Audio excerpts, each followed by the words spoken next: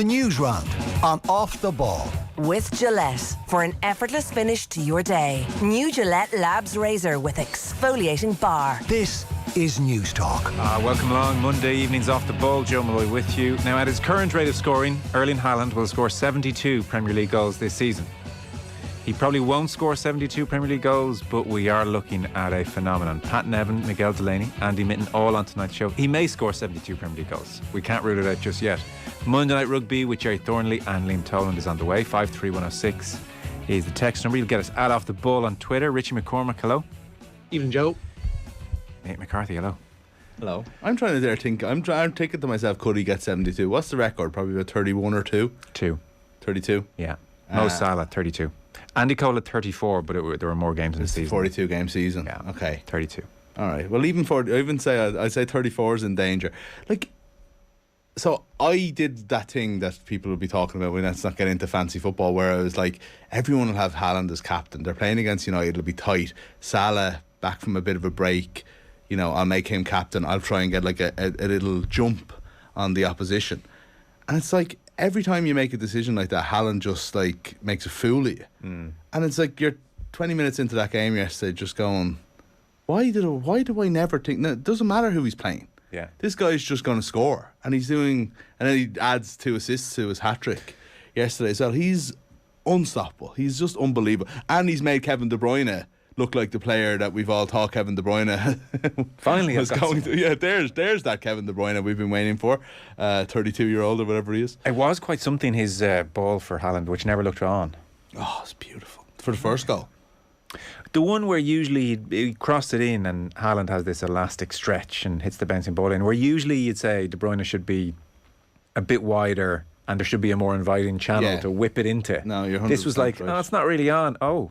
Yeah, it was great vision, great execution, but also Haaland, right place, always. That's the thing we take for a given for him. But it was actually a really well controlled finish as well, wasn't it? So that ball's bouncing up and he just gets his foot over it with the outside of his foot. Totally. It wasn't like a half volley, which is much easier. That bounced about 4 feet before it reached him. That is tough.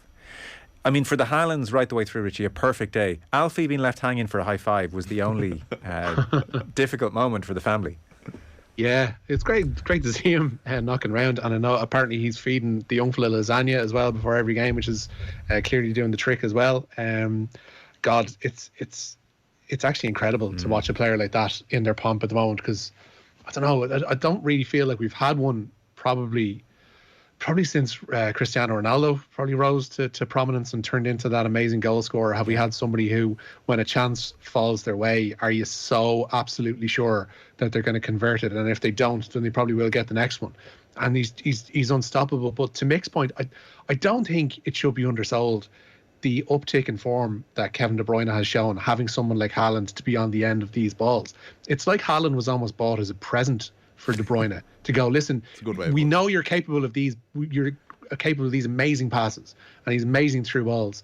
We've got you the ideal person to have on the end of them. We've got you Erling Haaland. And Kevin De Bruyne just rubbed his hands and said, yes, stretch your limits. Be to God. Kevin. And he's stepped up as well, even like to even greater levels than he probably has already reached. He's one of the Premier League's best ever midfielders. Yeah, and from minute one, I mean, Manchester United were just so overawed. We can get into all that with Pat Nevin and Andy Mitten and Miguel Delaney. Even Jack Grealish. I was like, our boy's back. He was taking players on. The crowd were responding. Dallow's booked after 2.5 seconds of the game. And it was like, Grealish has even kind of got his mojo back. And like, Foden's a freak as well. Yeah, Foden. Oh my God. Like, Foden was unbelievable yesterday. But like Grealish, and probably the third best player, hilariously, like for someone who got a hat-trick, But Grealish, I always feel like he's on trial with everything he does, So it's like when he takes on a man, you're like, that's the Jack Grealish I want to see. But eventually he's tackled, you're like, oh, Pep's going to kill him for that.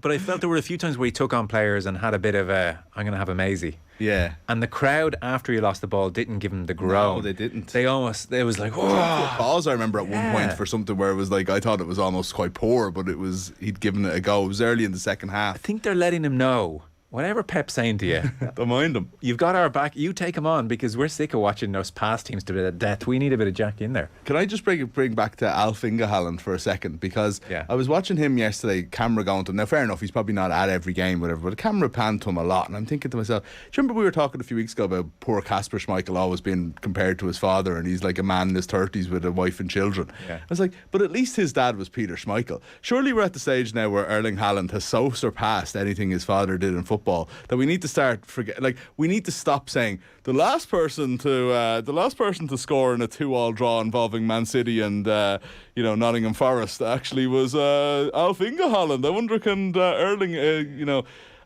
make it just we need to start forgetting about the fact that his father was a relatively possibly most famous for being on the end of it. He's absolutely a journeyman. I think now though it's gone from like when Casper's there and they cut to Peter. And it's like, oh, there's, he's son of Peter. It's now cutting to the crowd to almost be like, look at the joy on this father's face, seeing his son being a god. It's not like, oh, there's the dad, he'll always be in his father's shadow. It's more like... It's not that he's in his shadow, but it's the fact that we even... associate them. He's at the point now where we shouldn't even remember who his dad is, you know? It's I think it is... Okay, the high five moment was funny, but I think it is amazing. Like, if you've created this freak of nature... Usually they don't cut to the parents in the crowd because we don't know who the parents are, what they look like. Whereas because like Judy Murray. Alfie has just Judy Murray enough profile. Alfie has just enough profile that we know and they cut to him. Yeah. But I think actually, if you think about it, wouldn't it have been an amazing thing if they cut to so many players' parents? Anytime I interview any sports person, I love talking to them about their families because they're generally very normal and this like. 1 in a trillion thing has happened to their family and it's a tornado and they're just on the journey and they're like, even the recent Arsenal documentary had the goalkeeper's parents Ramsdale and like the amazing thing is like his parents don't even like football, never watch football, and now they're at every game before and warming up and waving at him. But when he came on that time, or he was picked as Leno was dropped or whatever it was like about the 4th or 5th game of the season, and they only got the news and they were already in the players' lounge or whatever it's called. Celebrating, jumping up and down. And I said that is some of the most kind of interesting theatre of the whole thing. So Alfie, the Judy Murray of the situation, has just enough profile that we're like, okay, I can live with you cutting to him. But for me, it's not so much. It's not the Schmeichel thing. It's like. Yeah. Imagine going, it's my boy. Who was the South African swimmer that Claire Balding interviewed? And he just kept screaming. It was like Daniel Day-Lewis in There Will Be Blood. He's like, it's my boy. It's my boy. He's screaming to Claire Balding. Look what my boy did. He's so beautiful. Yeah. His name will come to me. Richie, do you remember the swimmer? And his dad, like this, it went viral. He's like, oh, my boy is so beautiful. And just the parents' joy as a little, an extra kind of... Bo and the Haaland experience is fine by me. You're trying to Google that swimmer now, right? I am, and I'm having no success. I'm having no success with it, but phone's on the table. No, I see what you mean about Alfie. We spent too much time talking about Alfie already. Yeah, no, true. Yeah, and then that was, I suppose, my point is that I'm definitely hearing more about like the goals he scored for Man City and stuff, all 4 of them, and I'm hearing a lot about his career. I think your point as seeing the parents' view and us not getting the chance to do that with other sporting achievements is well taken, Joe. And I retract my comment about Alfie. No, and to be honest, I laboured the point actually. But if it cuts to Peter Schmeichel and he's got his arms crossed watching Casper make a save, that's fine. Like Alfie's losing his mind. It's great. That's half the fun, He doesn't remind you at all, though, of in Creed 2. Where what's the name of the Rocky 4 fighter? I've completely drawn Ivan Drago. There. Ivan Drago brings his son to get revenge on Rocky by beating Adonis Creed. No, Ivan Drago's son fights Apollo's son. Yeah, you haven't seen it, no. But Ivan Drago is in it, and that's right. He's they've had a terrible life since Rocky 4. Where you feel like Manchester United / Roy Keane did this to Alfie Haaland, and then he's come back with this freak of nature. Ivan fell on hard times after losing to Rocky. Yeah. Well, like in fairness, like you saw he was propped up by the state in full, was Ivan Drago. Yeah. Until Rocky ended communism at the end of that fight. Indeed. Therefore, crumbling Ivan Drago's life around him. Yeah. Absolutely, it was. Yeah. I mean, for all the terrors that the country was enduring, at least Ivan Drago had it made, and now he had to put up with the tumbling of the New World Order.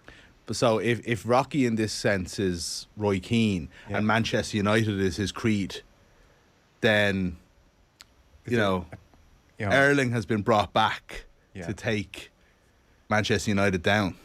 Yeah, single-handedly. So I'm just saying they kind of look like each other. That's probably the main. I think Manchester United in this instance, Mick, are punching themselves in the face more than they're being punched. To be honest. Speaking of Roy Keane and Haaland, Alfie. Yeah. A lot of pre-match speculation of rapprochement on the sideline pre-game. Did you see all this? No, I didn't. Oh yeah, because we had Nathan and Brian Kerr at the game, and we were doing check-in with Nathan at 1 o'clock, and how you doing? What's it like? He's like, forget all that. Here's what's in front of me. On the TV on the halfway line are Sky, and about 20 yards to the right, Norwegian TV and Alfie Haaland. And they were, within a 20-yard distance from each other. And apparently, I don't know how true it is or not, it might have been a bit clickbaity, but apparently one of the broadcasters proposed the idea of, will we do a little... And no chance was the response. From which side?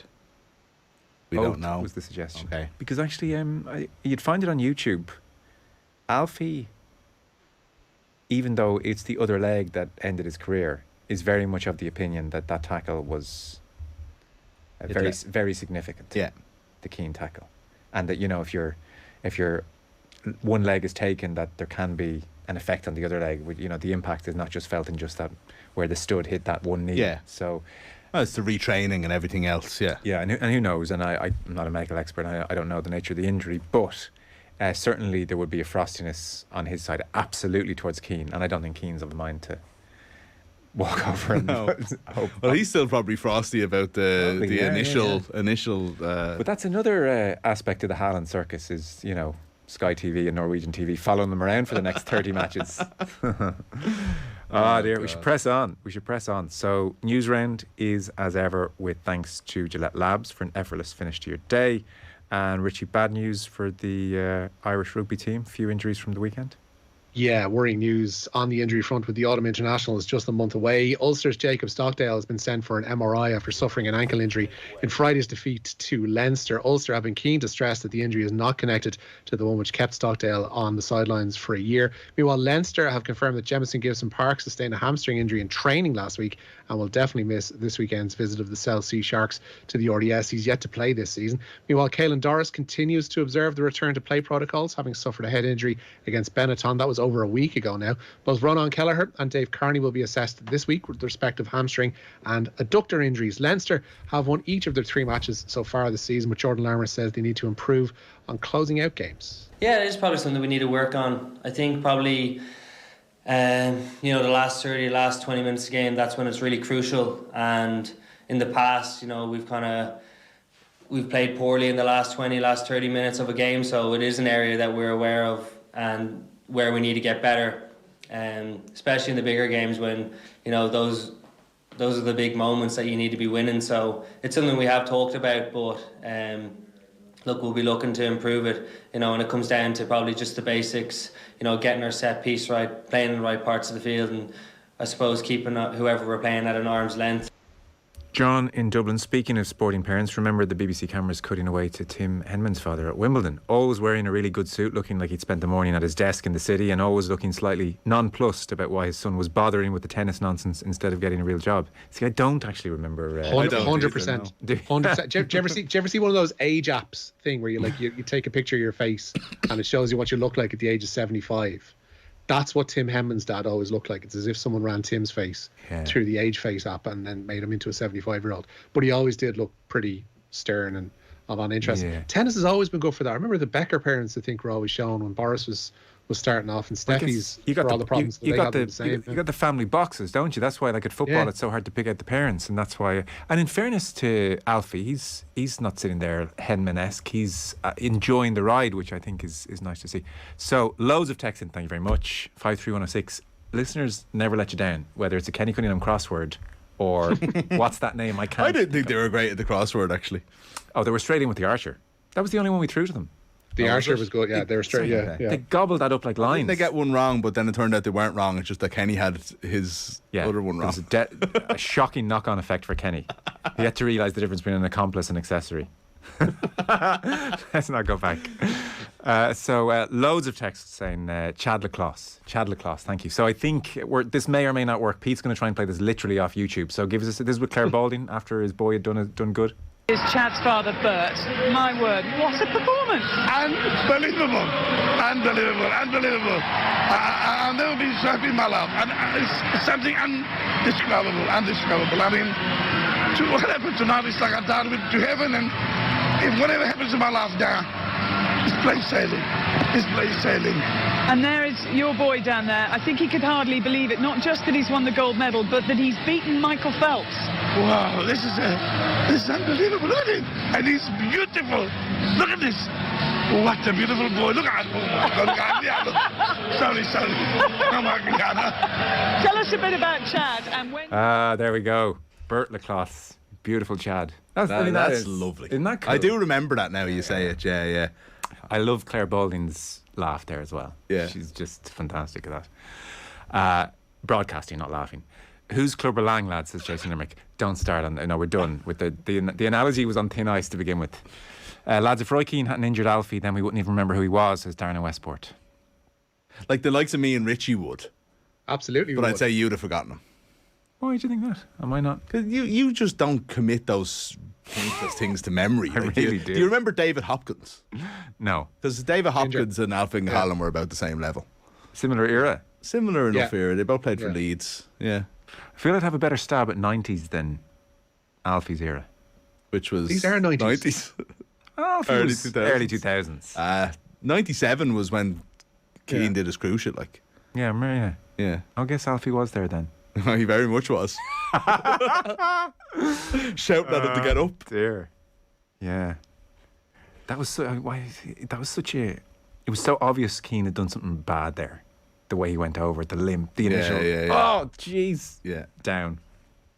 Lads, don't forget how good Max Verstappen is compared to his dad, who the camera cuts to a lot, says... Jos Verstappen. Says Joe. Jos. Yeah. Like, I kind of remember Jos Verstappen, and sort of right at the end of when I kind of watched Formula 1, and then didn't pay attention for a long time, and then this kid, Max Verstappen, comes in, but I don't know all the story about him. I just see that he's won a race or whatever. Yeah. And I'm like, he couldn't still be there. You know, that sort of, I didn't put it together that I had literally aged 20 years in the meantime. Yeah. And this kid had come in. I thought it was 6-7 years later. Eamon in Kildare, surely Clive Allen's 49 goal record in the Old Division 1 in serious danger from Haaland now. Yeah, how many games did they play in the Old Division 1? That was 49 in all comps, I think, that season. Clive Allen's was 49 all comps? Oh, yeah. I mean, he already has 20. He'll blow away. He'll hit 50 in all comps. I think he was 33 that year. No, he has 17, doesn't he? Sorry. What's the interesting over-under line in the Premier League now? Like, would you put it at 40? But yeah, I don't see why not. I mean, he's got 14 in, is it 8 games or 7 games? And, like, you don't... Look, he's going to have games where he doesn't score, and he might miss a few games as well. Like, I mean, let's face it, Guardiola's not going to play him in every game. He might get an injury here and there. I would just say, he does have a month off during the World Cup. Yeah. Like this, like I mean, train like Ivan Drago. He's going to go and he'll take a week off, put his feet up, get some sun, come back and do a fresh pre-season, and all the others arrive home with a World Cup hangover, and he's like, I'm raring to go. So, but he just feels like the Villa game a couple of weeks ago. City were poor in that game, right? And he didn't play well. He wasn't really part of the game, but he got a chance and he scored. Yeah. I just feel like that's going to happen 9 times out of 10. And then 4 or 5 times out of those 10 games, he's going to have a day like yesterday, where he gets 2 or 3 or 4. Would you? He'll score another 2 hat-tricks minimum this Premier League season. Yeah. So I think the line could be 40.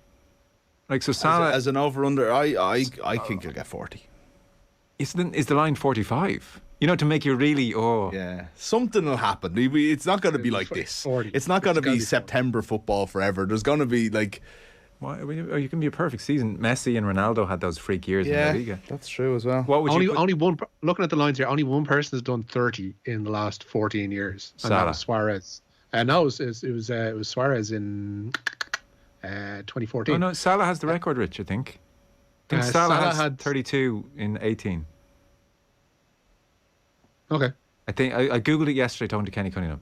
I'll double check that. I think Salah has the record 32, and Andy Cole has hit 34. So I don't know. I'd say you put the over-under line at 40 for him now. Yeah. I think he's going to be 8 goals better than Salah was, as good as Salah was that year, because this is just... Well, if again, barring injuries, are like, it's just hard to see how not. It's hard, and in a performance like yesterday, which isn't a one-off, he doesn't even have to play that well to get a goal or two in a game, and that's going to be the difference, I think. No. Like, 40 goals, Jesus. It's all we have left in this league that's of intrigue. There's a texter saying something similar, like for all the excitement of it now, season's going to be over in a couple of weeks, but by March, like Arsenal are going to, like, as exciting as it is, Arsenal aren't going to challenge Manchester City this season. No. In May. No. So we'll press on. There is football this evening at home and Premier League. Rich? Yep. St. Pat's looking to turn up the heat on European rivals Dundalk tonight. The SSE Electricity Premier Division. The Saints are away to Shelbourne from 7:45. Knowing a win will move them to within 2 points of the Lilywhites. Third place, fourth in the first division tonight. Both of these sides pretty much assured of playoff spots. Waterford are away to Longford Town, a 7:45 start at Bishopsgate. And the bottom two in the Premier League meet at the King Power. Both managers under severe pressure. Leicester is still waiting for their first win of the season ahead of the visit of Nottingham Forest. Kickoff there is today. And one game in Serie A as well with a little bit of Irish interest. Festi Abicelli is on the bench for Udinese tonight as they take on Verona. Very good. Just double checked it. So yeah, Salah 32 in 18. That's the record. So enjoy it while you can, Mo. He's broken. Well, I'll tell you who's not going to break that this year. Mo Salah. Yeah. Well, I know they need to get Mo Salah off that right wing, standing on the sideline. We've got, I know Richie's got some Klopp later on the Newsround, which we'll try and squeeze in. In the meantime, though, not great news for Vera Pauw. Yeah, it's an injury hit build up to this World Cup playoff. Jessica Zhu has been ruled out of the trip to either Scotland or Austria. Her place in the squad goes to former Shelbourne teammate Kiva Keenan. Scotland and Austria meet on Thursday, with Ireland travelling to the winner of that one on Tuesday week. Not good news at all. She was very good, Jessica Zhu, in the last game. And then Mannion, in the midst of his brilliant form. Yeah, news of Paul Mannion's return to the Dublin panel tempered by an ankle injury. Kilmacud Crokes forward sustained the injury in their Dublin football quarter-final clash with Coola and had to undergo surgery. He wasn't involved in the semi-finals at the weekend. Mannion will be out of action as a result for 3 months. Yeah, big pity given his form. And then I mentioned Jurgen Klopp. So is he talking today, presumably ahead of Champions League? Yeah, playing Rangers tomorrow, and Klopp says Liverpool need to be more compact in defence. Saturday's 3-3 draw with Brighton means they've conceded 14 times in just 9 matches this season. They've back-to-back games with Rangers in the Champions League, with their next 2 Premier League games coming against the top 2, Arsenal and Manchester City. And Klopp concedes that there are issues that need addressing his defence. Problem what we have is that we have a really brave way of defending usually. And when the timing in our defending is not perfect, then we leave a gap open. That was always the case, by the way, but because the pressure we made on the ball, nobody really recognized it because, we closed it with intensity, if you want. So if we don't do that, then this gap is open for a short moment, and Brighton usually quite often pass the ball through our gap in between the lines where they could turn and these kind of things, and that makes it tricky. So yes, we have to be more compact. We have to we have that in our mind, we know that, but it's in the moment it's going well, you do it and then you do it again, and but timing is still not right. That's it. So we said last week, I think defending is kind of an art, and it worked for us really well, but when it's not working out anymore, you realize step by step how much you have to go back to the basics that you are defense solid again. So, well, look, it's just not happening at Liverpool, is it? And I saw the theory being put out there, Rich, that Klopp, has never had to smash a team that he loves. And with him, you suspect it is personal. He does love some of these players, but break a team up and rebuild it ruthlessly, like a Ferguson or like managers of longevity have had to do in the past. And that Liverpool team, certainly in midfield, needs tearing up very quickly. Yeah, midfield needs work. It has done for a while, and I think that's probably where this issue lies, because he talks about the defence gets caught out because the intensity of their pressing has dropped, and that starts in the front three, and it definitely has to happen in midfield. And if it doesn't happen there, then their defence is in trouble. But at some stage, at 23 years of age, people like Trent Alexander-Arnold do need to learn how to defend. Yeah. For all that they do offer going forward, there comes a point where you have to realise, lad, you're a right back. There are other issues that do go along with that, and other requirements that go along with playing in that position. And for whatever reason, if it's not going on board, if he's not taking it on board, if they've no real issue with how he's playing, then that's theirs to kind of bear at the moment, but it's costing them. And there's loads of players in that team who are underperforming. Virgil van Dijk has been poor, but again, he's probably been left exposed by the midfield. Salah has been so underwhelming so far this season. Darwin Núñez yet to play properly this season, at least in terms of a decent run of games. They've got problems everywhere. Yeah, they've got problems everywhere, and none of them are going to be solved overnight. So there are going to be these occasional conversations we have gone, Jesus, that was a terrible performance the other night. They'll probably be okay to get into European football, but already I think getting the top 4 could well be a struggle for them this season. Yeah, and Klopp made a brilliant defence of Alexander-Arnold during the build-up to the weekend, and he made some very fair points in it about the demands he puts on Alexander-Arnold and his positioning, and he's more than just your typical right back. And it was very convincing, but also, if we're being honest, there are frailties there that he's trying to skirt by. And even one of the Brighton goals of the weekend, Alexander-Arnold just has to do better and sort his feet out and react better in one-on-one situations. There's a reason he's not in the England team for all the points Klopp makes. There's a text in, I treble captained Haaland in fantasy the one day he didn't score, which is unfortunate. And then Dixie Dean, I guess, being mentioned, 60 goals in 42 games. Yeah, Dixie Dean, good player. Played for Sligo. Never saw him play myself now. I'm a little bit young. Yeah. But 1642. Not bad. Statue outside Goodison of Dixie Dean. What year was that? In the 20s, like 27 or something, maybe, something like that. Yeah. It's like, again, just a little bit. I was thinking we could do like on the back of Haaland, an eyewitness account of Dixie Dean's, but... No, I could be wrong. For all I know, Dixie Dean, I could be 20, 30 years off there, but I'm pretty sure it was in the 20s. Dan Sheehan has 5 tries in 2 matches so far, says another texter. What's the over-under on Dan Sheehan URC tries this year? I don't know. So one last point. Ten Hag, Ronaldo, this was like very much the focal point of Roy Keane and Mick Richards afterwards. Keane felt it was very disrespectful to leave Ronaldo on the bench for the entire game. Ten Hag, a pretty interesting answer as to why, Rich. Yeah, he says Cristiano was left on the bench yesterday to save him from embarrassment. United lost 6-3 away to Manchester City, having been 4-0 down at half-time. 2 late goals from substitute Anthony Martial added some respectability to the scoreline, but Ten Hag was asked afterwards why the 37-year-old was left on the bench. I wouldn't bring him in because we are 4-0 down, out of respect for Cristiano, for his big career. And the other thing, there was then the advantage. I could bring Anthony Martial. He needs the minutes, but I don't want to point it out like that. Yes, as a team to defend, and I try to explain that you have to be front foot and you have to be good in possession. And when you don't do that well, that 2 elements of football, the opponent is dictating, is dominant, and enter in the box. Yeah, and then strikers like Erling Haaland, they have a threat, clear. Fellas, we're out of time. Rich, thanks very much. Nice, lads. Michael, thank you.